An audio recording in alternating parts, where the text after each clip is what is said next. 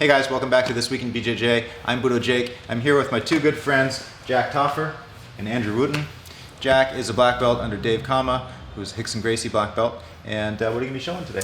I'm going to show a way to prevent a guy from standing in your guard. And the basic idea, if you can stand up, go ahead and stand, whatever is your preferred way. Okay, he goes like that. He popped up with two legs, come back down. Sometimes they'll grab a sleeve, whatever it is. They step and then go back up, step.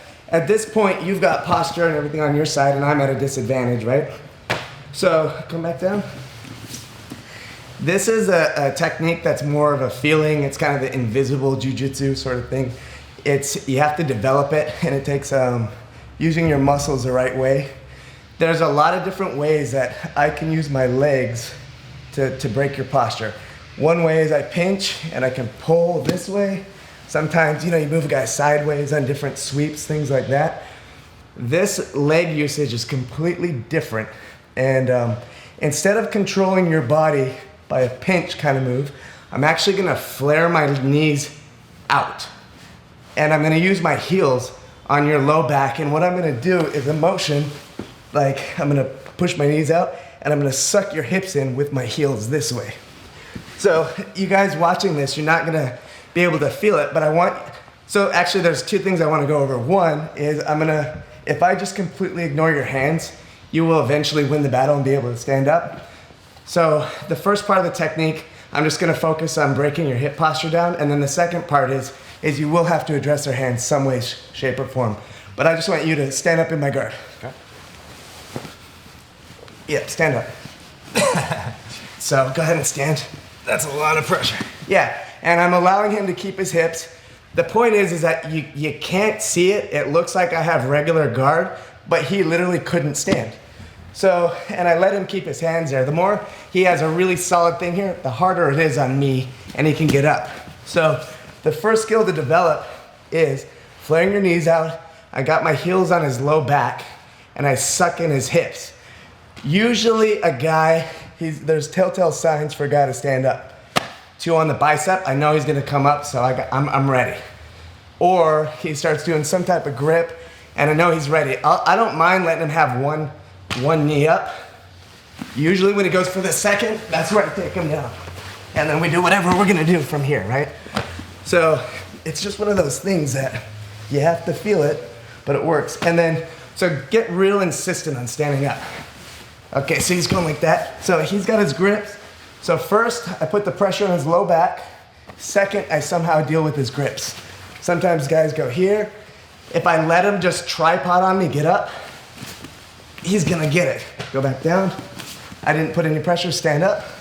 So here, he's not gonna stand. Go ahead, he's not gonna stand. And I'm doing that, so I do 1, 2, stand up, 1, 2, and I keep him down. Make sense? Yeah. The funny thing is, I don't feel Jack's legs squeezing me like you do in the guard a lot. Yeah. Your legs are flared open. I just feel your heels pulling me in. Yeah. Are you using like pressure from like your calf right here at all? It's pretty much my heel and your low back, and that we can get just stand, Oh, So wow. I use my heels and I pull his hips in, and there's certain timing that I look for. Like go. Like right when he's leaning forward like that, stand up now, I can keep him down. Yeah, now he's a strong guy, and he's got this I'm gonna have to address, which is actually the second move I wanted to show. So do you mind if I transition into that? Okay, so like I was saying earlier, there's your typical squeeze and pull, and then there's like you can move a guy sideways. The new one we just learned is flare your legs out, pull in on his hips. So I guess it's kind of my calves or maybe my heels on your low back. And then this one's completely different. When a guy has a low pass, resist me, and I'm here, I just put more pressure on me. So if you try to pull a guy into you, it's not gonna work. So for this one, I'm gonna use his hands as a pivot. And I'm gonna make him pivot over his hands. But instead of trying to pull, pull into me, I'm not gonna do that. I'm gonna actually squeeze you. I'm gonna lift you up and then over. So go for your pass up and then over. Now you have to be careful with this. No, you're broken down at that point, and I can do whatever I'm gonna do. Yeah. But the point is that your posture's broken. Yeah. So the more his hands are stiff, the more it's kind of like he's it's like a pole vault. Yeah. And you do, the guy on the bottom, you really have to watch out for the guy to headbutt you because his hands are glued to my hip. He can't post out. So I lift up and over. So go ahead and do it like a pass or whatever. Well, actually do a double low pass.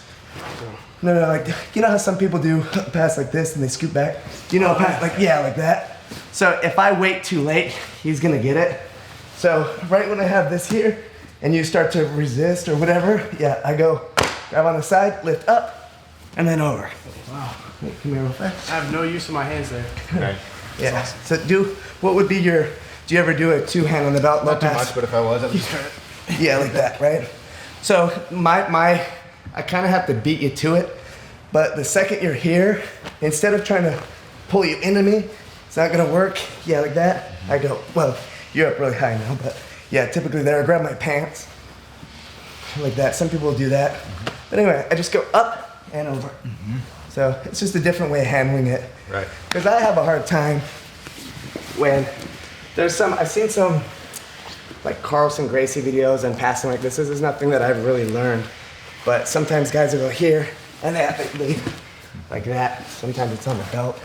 But when they're here, it's really hard for you to stop it. But if I'm here, grab and yep, up and up. Yeah, exactly. And then you can take their back or just break them down and hold them. That's really nice because I can't pull you into me. Yeah. You know, because yeah. And even it's on your belt. Same thing. A lot of guys no gi, they'll go here. So just don't rely on my gi. Grab now. Yeah, exactly. Up and over. So it works gi or no gi. Very nice. Yeah.